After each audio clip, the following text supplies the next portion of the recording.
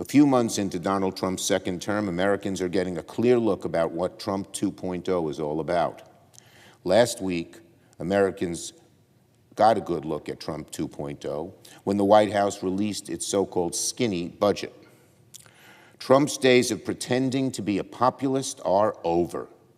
His budget is an all-out assault on health care, education, public safety, programs that help small businesses. They want to axe domestic programs that help tens of millions of people, hundreds of millions, really, by nearly a quarter. It's radical to its rotten core. The budget is proof positive that the emperor has no clothes. Donald Trump is a con man who does not care one iota about the struggle of everyday Americans. He'd rather listen to his billionaire buddies than to the American people in terms of what the country needs.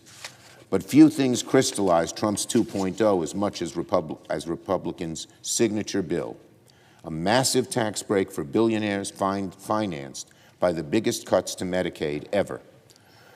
For months, Republicans have tried to muddle their way forward on their agenda with magic talk, totally severed from reality.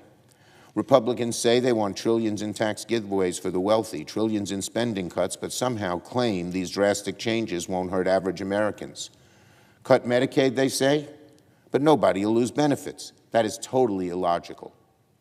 Even the worst studies that I have seen show that the percentage of, quote, waste, fraud, and abuse is much, much less than the $880 billion they say they're going to cut. They really want to slash Medicaid to the bone.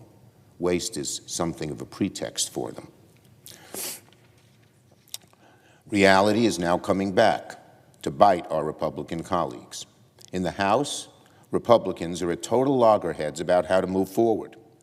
Mind you, there is zero disagreement among Republicans when it comes to the big goal, massive tax giveaways for the wealthy.